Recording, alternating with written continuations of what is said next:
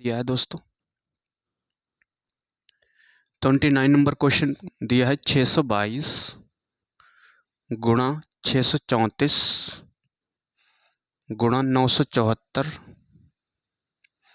गुणा 536 गुणा 791। ठीक है, और इसमें हमसे पूछा है कि इसका इकाई अंक क्या है। इकाई अंक पूछा हुआ है दोस्तों। तो देखिए भाई, इकाई अंक जब पूछा है तो यहाँ पे इकाई अंक लेते हैं, इनकी गुणा कर लेते हैं। ठीक है, 4 दूना 8। ठीक है, 8 चौक 32, 32 का इकाई अंक कितना हो गया 2। फिर इस 2 की गुणा 6 से करेंगे, 6 दूनी 12, 12 की गुणा 1 से करेंगे, 12 एकन 12। ठीक है, 12 में इकाई अंक कितना है 2 है, तो इसका आंसर कितना होगा दोस्तों 2 आंसर होगा इसका। ठीक है भाई, इस तरह से आप करते हैं, इसकी ये शॉर्ट ट्रिक है। अगर पूरी गुणा करोगे तो फिर ये लंबा जाएगा, है ना।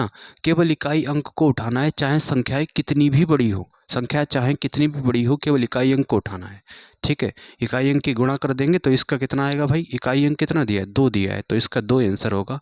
इसका डी वाला ऑप्शन सही हो जाएगा।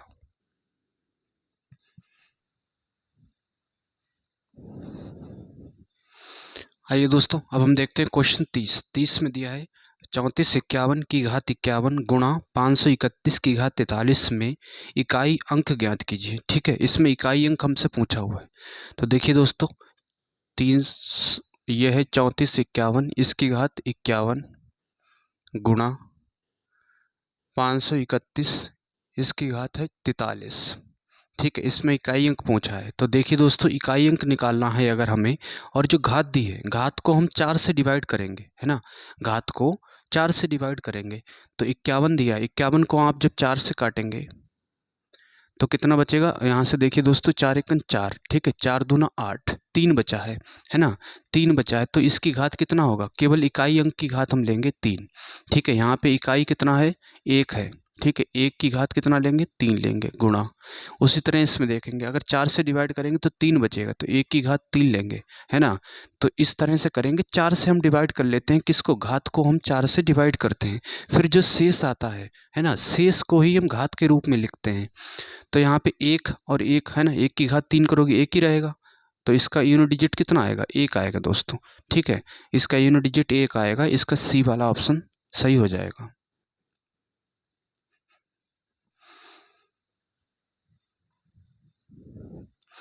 आइए दोस्तों, अब हम देखते हैं 31 में दिया है 45 23 की घात 16 32 गुणा।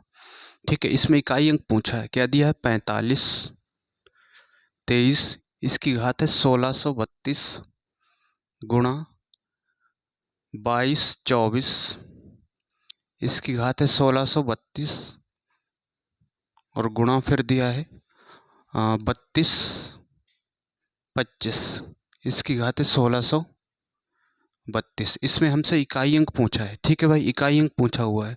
तो देखिए दोस्तों, यहाँ से जब इकाई अंक इनका पूछा है तो आखिरी के जो 2 अंक हैं, है ना, घात में जो आखिरी के 2 अंक दिए हैं उसको हम 4 से डिवाइड करेंगे। तो 32 को जब 4 से डिवाइड करेंगे तो कितना आएगा, रिमाइंडर आएगा दोस्तों। शेषफल कितना आएगा, 0 शेषफल आएगा, है ना, क्योंकि ये पूरी तरह से कट रहा है 8 चौक 32। तो शेषफल जब 0 आता है, ठीक है, रिमाइंडर जब दोस्तों यहाँ पे 0 आता है रिमाइंडर, तब हम क्या करते हैं, घात को 4 घात लिखते हैं, है ना, उसकी घात कितना लिखते हैं 4। तो जैसे यहाँ पे 1632 है, 32 को हमने डिवाइड किया 8 से, तो यहाँ पे घात रिमाइंडर कितना आया दोस्तों 0 आया, तो 3 की घात हम कितना लिखेंगे 4 लिखेंगे। ठीक है, उसी तरह इसमें कितना लिखेंगे 4 की घात 4, और इसमें भी लिखेंगे दोस्तों 5 की घात 5। ठीक है, जब शेषफल 0 आता है तो घात कितना लिखते हैं 4 हम घात लिखते हैं। ठीक है, तो 3 की घात 4 दोस्तों, अगर 3 की घात हम बात करें, अगर 3 तिया 9 तिया 27 तिया 81, तो ये हो गया दोस्तों 81। 4 चौकू 16 चौकू 64। ठीक है, 64 गुणा 4, तो 4 चौकू 16 6 चौक 24, ये हो गया 256। ठीक है, और ये 5 पचम 25 25 पंजे 125 125 पंजे कितने होंगे 25। ठीक है, 5 का 30 3125, तो ये हो गया 3125। हमें आखिरी का अंक चाहिए। ठीक है, 5 का 30, तो यहाँ तो 0 बन गया, है ना, तो 0 बन गया, तो आखिरी अंक देखे 30 बना है, तो इसका आखिरी अंक कितना है, 0 की गुणा 1 से करोगे तो 0 ही रहेगा आखिरी में। ठीक है, तो इसका यूनिट डिजिट कितना है 0 है, तो इसका दोस्तों बी वाला ऑप्शन सही हो जाएगा। और ये आरआरबी एनटीपीसी में आया हुआ क्वेश्चन भी था। ठीक है भाई, तो उम्मीद करता हूँ आप दोस्तों समझ पाए होंगे।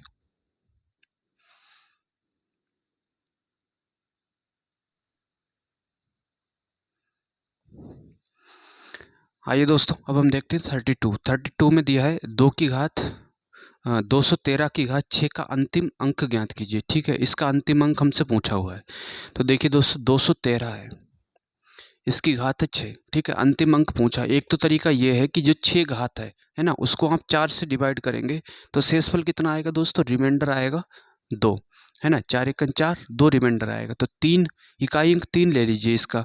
3 की घात हम कर देंगे कितना, 2, क्योंकि 2 शेषफल आ रहा है। तो 3 तियां 9, तो इसका 9 आंसर होगा। दूसरा तरीका क्या है दोस्तों, कि आप 3 की घात 6 करेंगे, तो 3 की घात 6 करेंगे तो आखिरी में 9 ही आएगा। ऐसे भी कर सकते हैं। तो इसका ये आंसर, ये दूसरा तरीका हो गया। ठीक है, 32 का। तो इसका दोस्तों कौन सा सही है, इसका डी वाला ऑप्शन सही हो जाएगा।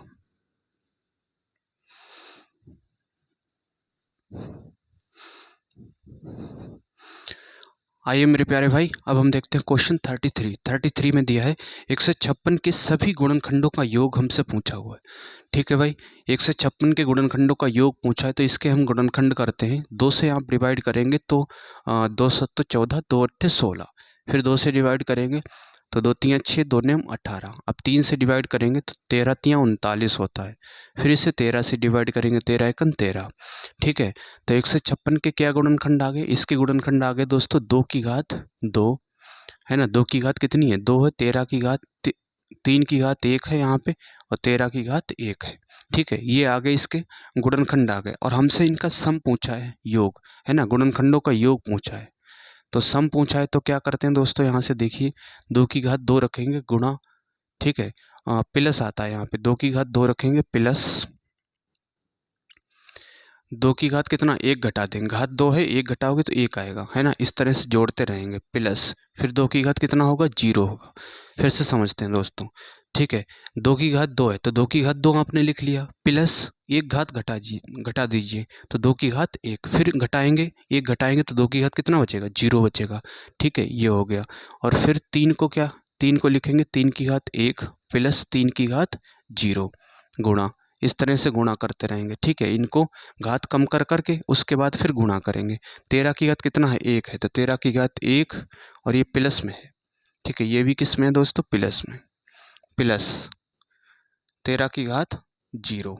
ठीक है, ये हो गया। अब देखिए दोस्तों, 2 की घात 2 का मतलब 4, और 2 की घात 1 का मतलब 2, 2 की घात 0, किसी की संख्या की घात 0 करेंगे तो 1 आता है। ठीक है, ये हो गया गुणा, 3 की घात 1 का मतलब 3 रहेगा, और ये 1 गुणा 13 की घात 1 का मतलब 13, और प्लस का 1 ये। ठीक है, तो देखिए दोस्तों, 4 2 6, 6 और 1 7, 7 गुणा 3 और 1 4, गुणा 13 और 1 14। ठीक है, अब इनकी गुणा करेंगे दोस्तों, 14 जो कुछ 56, 56 गुणा 7 करेंगे तो 7 छंग 42 के 2। ठीक है, हासिल 4 और 5 तो 35, 35 और 4 कितना होगा, 39, तो 392। ठीक है, 392 इसका आंसर होगा। गुणनखंडों का योग कितना है, 392, तो इसका भाइयों ए वाला ऑप्शन सही हो जाएगा।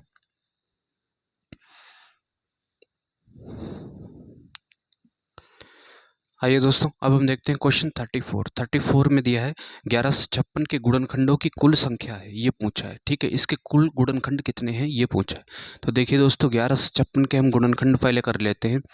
तो इसके गुणनखंड करेंगे, 2 से डिवाइड करेंगे तो 2 पंजे 10, 2 सत्तो 14, 2 अट्ठे 16, फिर 2 से काटेंगे तो 2 दूना 4, 2 दूना 4 हो गया, 2 अट्ठे 16। ठीक है, 2 नेम 18। अब ये 17 का होता है, 17 का काटेंगे, 17 गुना 17।